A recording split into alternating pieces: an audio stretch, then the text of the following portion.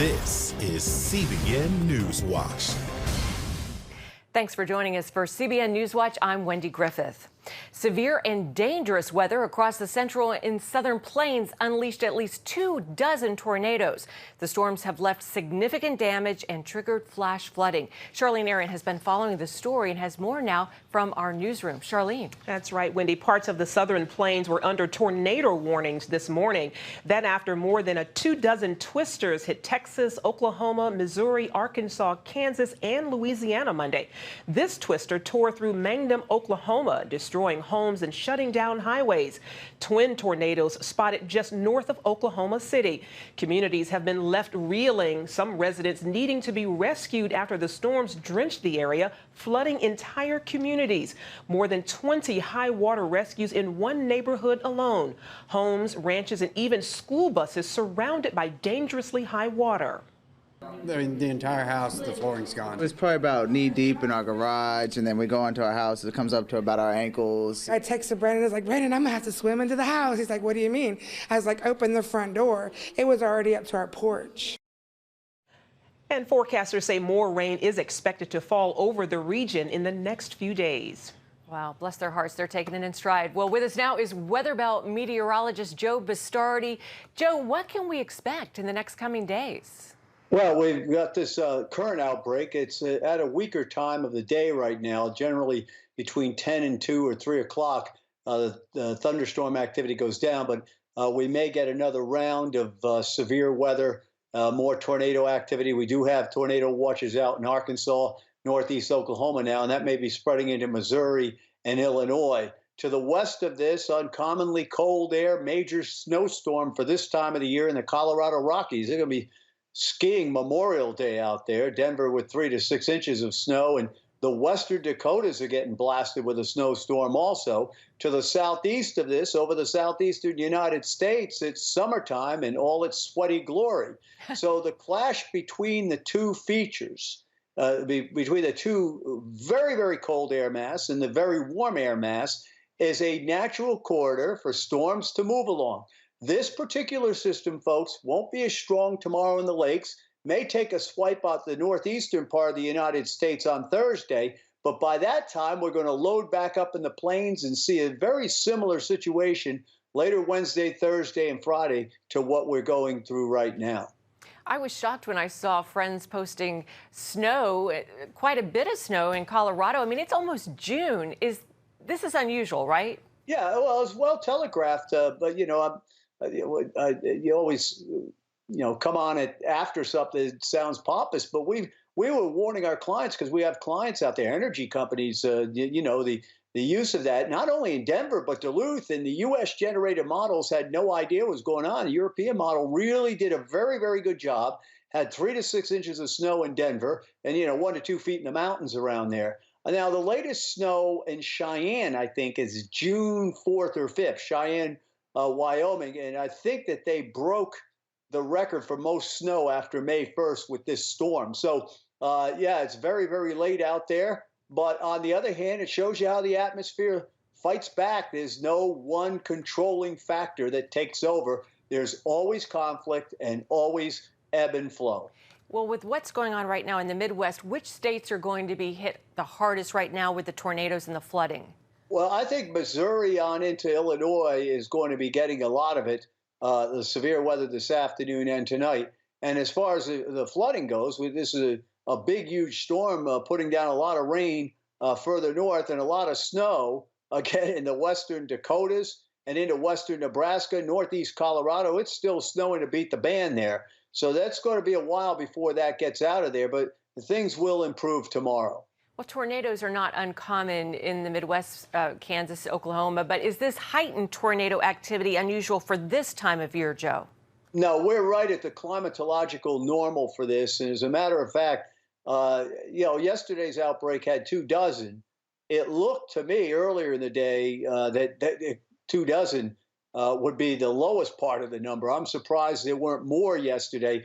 It may be because of the very wet ground in the Midwest, in the Central Plains, is holding the temperature down just a bit so that we're not getting the kind of tornadic activity that it looked like, I mean, they had a high risk yesterday. Oh. And we've seen days, for instance, we had a day in the eastern part of the United States, Carolinas and Virginia, that was a moderate risk that produced 4 dozen tornadoes this season. This is the time of the year for this. This is the pattern. Very cold in the north and west, very warm in the south and east. And what's interesting about this, folks, is the cold was totally missed from 2-3 months ago by the climate models. They just had nothing but warmth all over the place.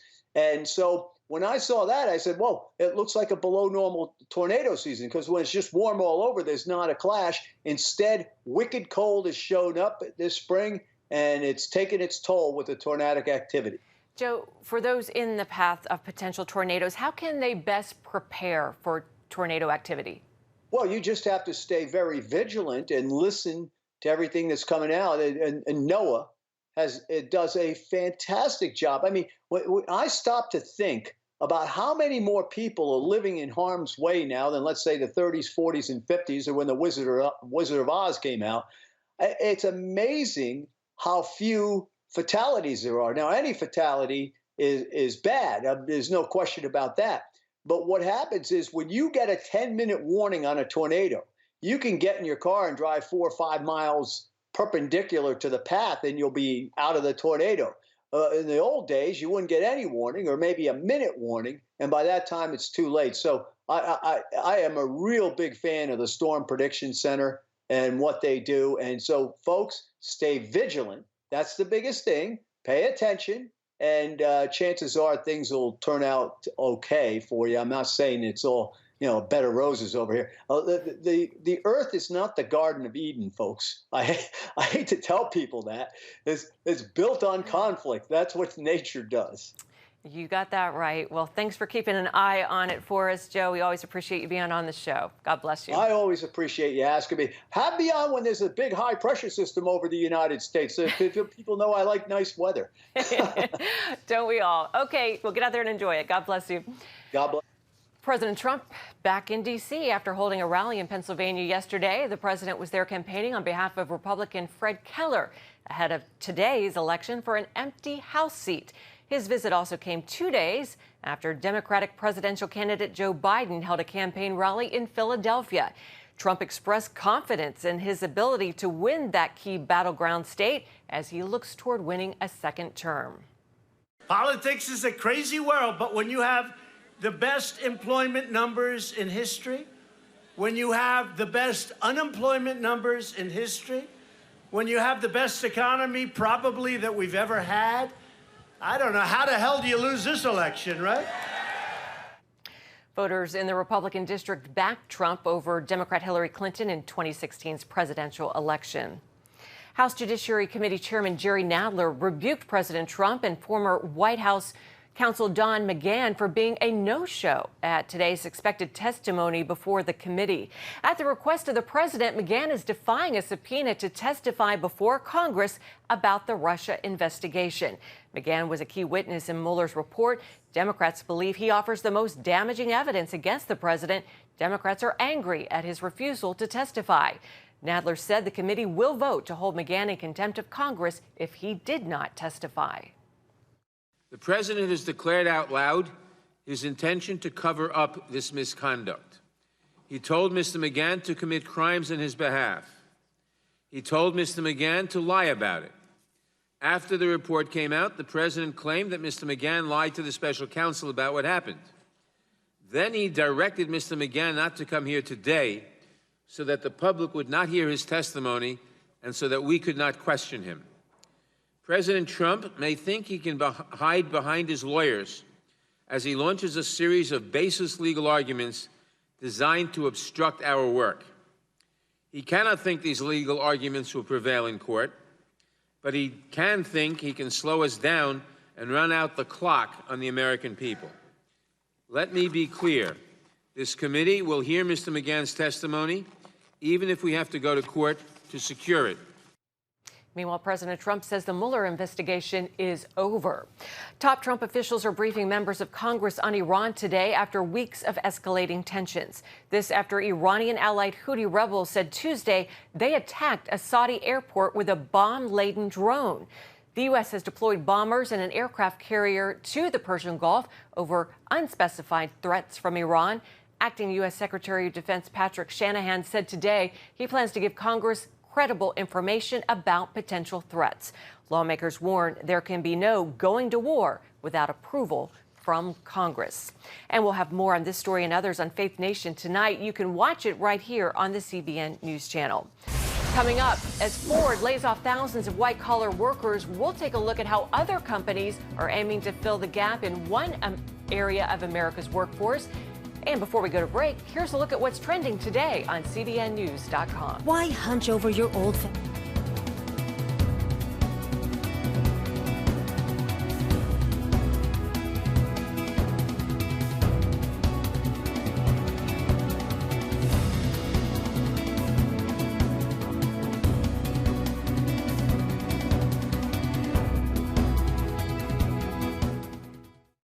People want to know, is there a plan and how do you find it? CBN presents The Plan. 8 keys for understanding God's will for your life. We're going to talk about God's plan for your life. Is there a plan for everyone's life? In Pat Robertson's latest teaching, you'll discover the secret to knowing and living out God's unique purpose for you. The plan of God will be unfolded in your life in ways you couldn't believe possible. In The Plan, Pat reveals the principles to understanding God's will so that you will be filled with peace, provision, joy, and satisfaction. Plus, see amazing stories of how others are living out their individual purpose intended by God. God is faithful, and we did what He told us to do. Live the life God has designed for you. I hope that God works out a plan in you that will bring blessing, joy, peace, and happiness. Get the plan. Call 1-800-700-7000 or visit CBN.com. Remember for a moment what it was like to be a child. You believed every story you were told. You saw a world full of endless possibilities. What stories will the world's orphaned and at-risk children believe? We believe the Bible tells the only story truly worth believing. We believe that every child should have the opportunity to dream, the chance to take challenges and turn them into possibilities, the chance to stand on the promises of God, to recognize their place in the greatest story ever told. They have their whole lives ahead of them. Theirs is a world of endless possibilities. They are looking for a story to believe. We will tell them that story. Will you join us?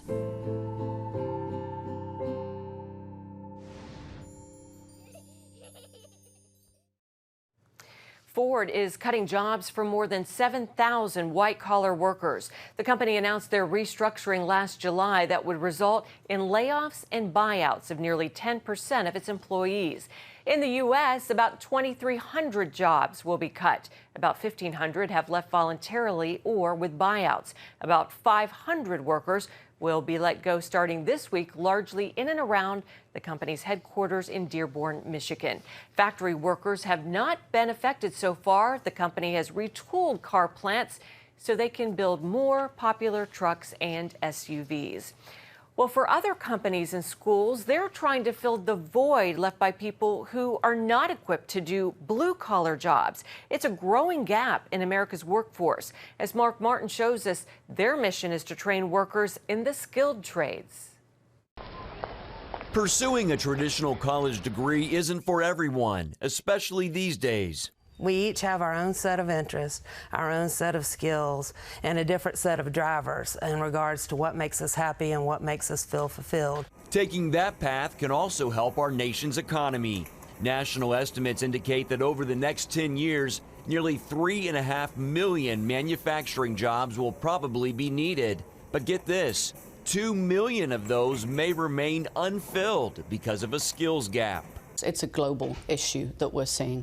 It's definitely something they see in Europe as well. So it is very, very serious. Lorraine Wagner, Vice President of Operations for Steel, an international company which produces outdoor power equipment, says today's applicants don't have the technical skill sets required. She believes it stems from a stigma against manufacturing, that it's industrial revolution kind of work, dirty and grimy, something to avoid. And I think that something that we at Steel are trying to do is promote that industry itself and manufacturing is a very fun, dynamic environment to be in. It's very high tech, and it is something where we need to bridge the gap of the years where people have decided, oh, we just want to go to college, we really don't want to follow an apprenticeship program that we used to do years ago. We think college is far more important, and really it isn't. There are different routes that people can take.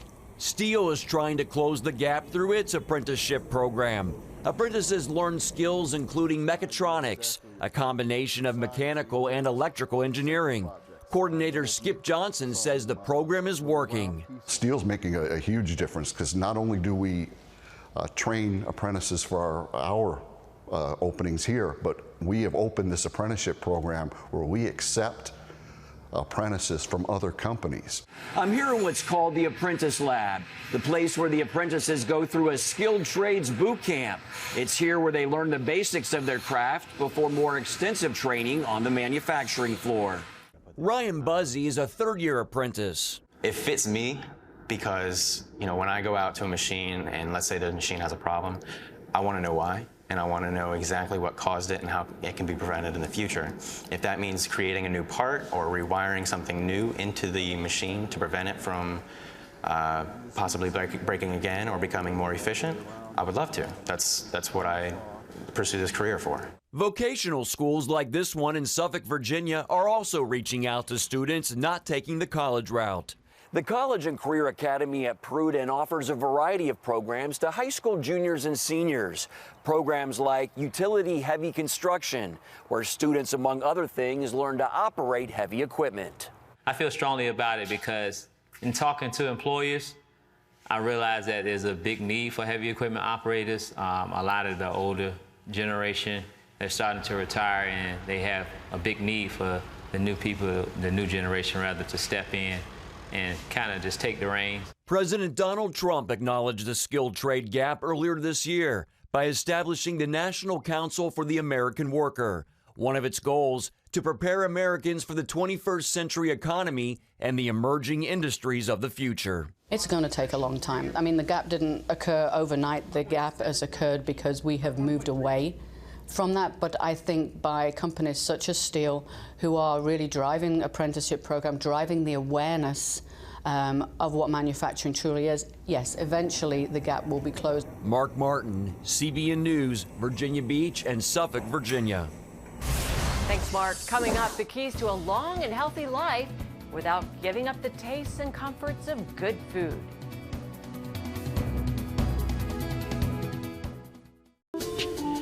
It's about the competition. I kind of put that pressure on myself, and I think people had expectations. It's about overcoming. We use this phrase all the time, keep chopping, keep practicing hard. It's about going the distance. You know, I think as a father, it's my job, you know, to lead. Just be the best husband and father I can be. Watch Going the Distance with Sean Brown Saturday night at 7:30 on the CBN News Channel. Woohoo! Hi, Superbook fans. Here's something else you'll love. It's the new Superbook Bible app. It's packed with games, activities, and Superbook episodes that you can watch for free. Oh, no! There's trivia, a fun daily devotional, and answers to your Bible questions. Plus, an easy-to-understand Bible the whole family will enjoy. You can even create your own Superbook character. Ta-da! Whoa! No super balls, man. Come with... Sorry, pardon me. Sorry, excuse me. Ouch! Are you getting this? Earn super points to win daily prizes, too. And so much more! Time to get back to my adventures. See you soon! It's the new Superbook Bible app. Free downloads on iTunes, Google Play, and Amazon. How can you find God's plan for your life? CBN presents The Plan, 8 Keys to Understanding God's Will for Your Life. In Pat Robertson's latest teaching, you'll discover the steps to take in following God's plan, how to know for certain when God is leading you, how to get rid of spiritual blindness and see God work. God said, I've got a plan to give you a future and a hope. Get The Plan. Call Call 1-800-700-7000 or visit CBN.com.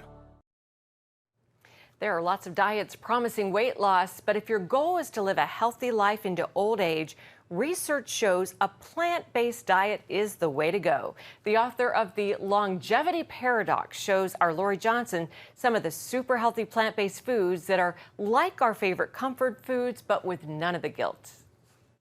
Now, you say science is overwhelming that fasting, of all things, is really good for us. Yeah, you know, fasting has such a great tradition. You know, all great religions have fasting as part of the experience. And we used to think it was penance of, you know, paying back or suffering. In fact, it was because fasting improved people's health. And all the modern research has proven that those ancient traditions had reasons to improve health. What fasting does is actually makes the stem cells that recreate new cells that we all have in us activate and actually repopulate the wall of our gut, actually can grow brain cells, and it can actually grow heart cells. So fasting is really good. What's bad about fasting is people think of fasting as deprivation. Oh, geez, you know, I got to eat. Everybody's got to eat. And so much of our culture has been told, oh, you got to eat every 3 hours. You got to have a snack between meals. You have to have a snack before bedtime. And all of the evidence is truly that that's really bad for us. And it's part of the reason we're aging rapidly. So, for instance, breakfast is break fast, and it's the fast after night. And there's no law that says breakfast is when we should be breaking our fast. In fact, I just came back from France, and the French have actually no word for breakfast. Déjeuner is their first meal, and it's lunch. They invented petit déjeuner when all the tourists showed up and said... That's their version of breakfast. Yeah, so the longer we can go between meals, actually the better our health. Recently, Dale Bredesen was on the 700 Club, and he's a good friend of mine. And Dale would tell you, as I would, that we should really go about 14 to 16 hours between two meals. So ideally, every single day, people should go ideally 14 hours or longer without eating. So that's between the last time they eat at night, 6 p.m., for example, all the way until mid-morning the next day. Now, you actually have something in your book, which I found fasting, which is called the fasting mimicking diet, which means you can actually eat some food and your body thinks you're fasting. Talk about that. Yeah, so, you know, we talked about the blue zones have very little animal protein, and that's the thing that makes them live a very long time. And it breaks my heart because I actually grew up in Omaha, Nebraska, you know, the beef capital of the world. But what's been shown is that if we, Dr. Walter Longo from USC, who's become a friend of mine, has shown that if you go 5 days in a row eating a low-calorie vegan diet of about 800 to 900 calories a day, once a month, so Monday through Friday, eat a low-calorie vegan diet, you will act as if you had gone on a 30% reduction of calories over the entire month. You will stimulate your stem cells. You will repair your immune system. And all it costs you is 5 days a month. So in the book, we have a fasting mimicking diet. And one of the best ways to achieve that is the use of leeks. Now, in Europe, leeks are incredibly popular, but in the United States, we look at these and say, well, it looks like a giant onion, and it is part of the onion family, and we actually usually use only the white parts. But leeks make a compound called polyamines, which we've mentioned before, that really promotes health. But the great thing about it is you can eat huge amounts of leek soup because there's very few calories. So you can fill up and not feel deprived, and that's the key. You can actually mimic a fast without depriving yourself. And that's the whole idea. We don't want to deprive ourselves. And this is actually quite delicious. I had some, and this is one of the main ingredients that you recommend for people when they go on the fasting mimicking diet, 5 days a month. In a row. In a row. And so it's really easy to do in 1 week. And then you get the weekend and you can start eating again. Wow, that's... is going to be a challenge. Okay, to watch the entire interview, tune into Healthy Living tonight at 9:30 Eastern Time on the CBN News Channel.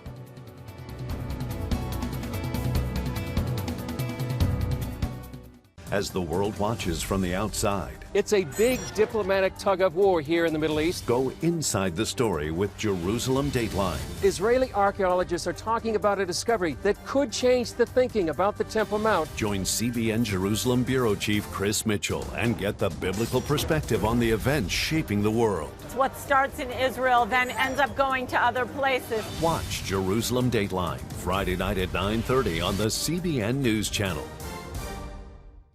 Orphans Promise is committed to loving and serving at-risk children, to helping keep families together, and to creating opportunities for strong and sustainable communities around the world. We're working in over 60 countries around the world, and with your help, we can do even more. There's an old African proverb I love that says, if you want to run fast, run alone. But if you want to run far, run together. At Orphans Promise, we want to run far so we can touch the lives of as many orphaned and vulnerable children as possible. But we don't want to go alone. We're out to change the world, one child, one family, one community at a time. Will you join us?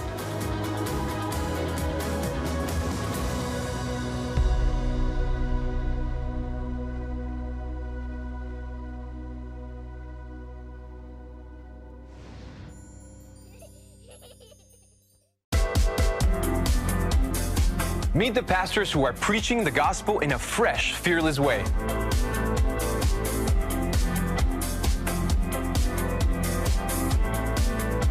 I'm Roberto Torres-Cedillo. Join me each week for Next Gen Voices.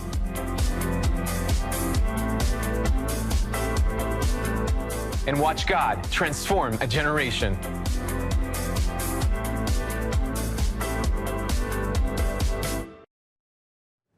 Senate Chaplain Barry Black is being recognized for his support of religious freedom toward followers of all faiths.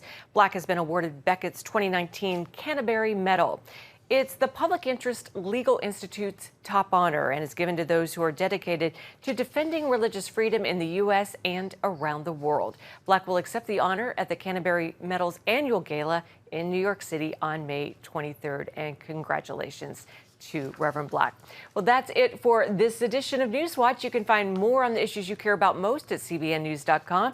You can also watch CBN News programs anytime on our CBN News channel. We'd love to know what you think about the stories you've seen here. Email us at newswatch@cbn.com or reach out to us on Facebook, Twitter, and Instagram. We hope you'll join us next time.